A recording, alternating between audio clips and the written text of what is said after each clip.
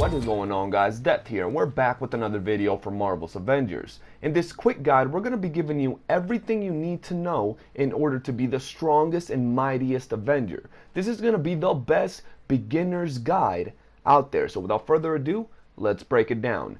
Number one, you want to make sure you do the story. It's very important because one, it will level you up and give you good gear. Two, it will give you the opportunity to try all the characters, and overall it's the best cinematic experience in the game. So I highly advise that everybody goes and tries it. The second one is multiplayer. This is very important because as you level up, you will unlock very rare missions that will give you tons of experience and tons of loot. So I highly advise checking out the multiplayer after you do your story. For number three, we have the HUD. I want to make sure you guys understand everything that's in here. First off, we have our health bar all the way at the top. Then we have the character's power bar, which each one has a different power. Then we have our mission, we have the abilities, and we can also check out our partners if we happen to highlight them with up on the D-pad. This is very important because when you highlight things, not only will it show you where your characters are at, your teammates, but also secondary objectives.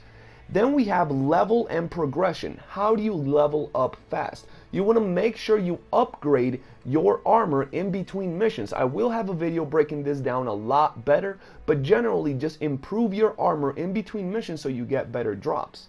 Then we have iconic missions. These are very important because they're going to give you incredible loot, very good experience, and hero specific gear. So make sure you come here and farm these out because you can replay them and get glorious gear.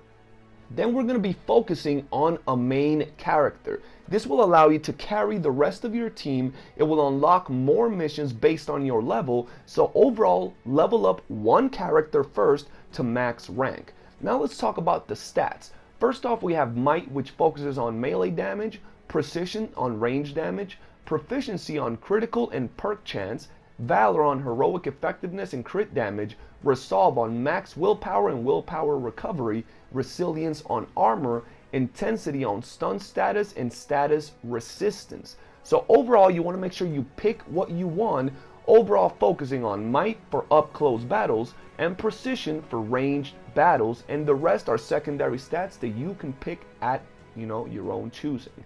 Then we have takedowns. These are very important. The way they work is that as you hit characters, you will build up the stun meter. If you don't know how the stun meter looks, it's right below the character's health bar, and it's the small thin line you see right here. Once you build it all the way up, you will be able to hit them with a takedown. This is a very important ability because sometimes it will regenerate health packs, it will give you more damage, or it will even heal you based on the character you're playing, as well as keeping you safe. Then we have exploring the open world. It's very important you go out of your way and explore the open maps where you have missions instead of going directly to your missions. Here you will find more loot and treasure that is not marked on your map. As you can see right here, we have a treasure chest that is not marked, and right behind it we have some secondary objectives, including a chest. So exploring is a very important part of the game. Then we have something that a lot of people kind of overlook, and it's the faction alliances. This is very important because not only is there two alliances that will give you a ton of experience, but they will also give you missions and resources. So I highly advise you go to your alliance vendor or faction vendors, talk to them, and pick up your missions. The way they work is there's two factions. You go up to them and you have your villain sector mission, which will put you up against a very strong villain, and then you have these assignments, pretty much basic things like kill 3 robots. So you will get them done as you progress, and once you rank up with your faction, you will have the ability to buy some awesome gear from their vendor. So go out of your way and pick up your faction missions on the daily. The next thing we have on the card is the challenge card. It's a very nice addition to the game as it's totally free. Not only do you get skins, cosmetics, in-game currency, but also paid currency.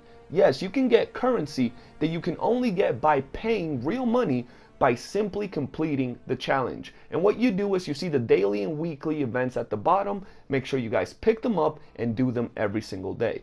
Then we have the comics. The comics are an incredible way to get passive active bonuses. You get these by finishing missions, opening chests, and completing objectives. The more of a certain type of comic you pick, the more you will level it up. So picking up clones of a certain comic is actually good, as it will rank up its tier. Overall, this is pretty much everything you gotta know, from the most basic of things like the story mode, all the way to breaking down the stats, talking about comics, challenge cards, factions, and exploring the open world. Now, if you have any more questions regarding Marvel's Avengers, how to get more loot, how to do this or how to do that, let me know in the comment section below. We do have a ton of videos breaking down everything you got to know regarding this game, so make sure you check out our playlist. For now, make sure you guys smash that like button and subscribe for more Marvel's Avengers content. Check out our Discord as well. We have some glorious Avengers in there waiting to play. With that being said, I'll see you guys next time. Your boy Deathgun, out.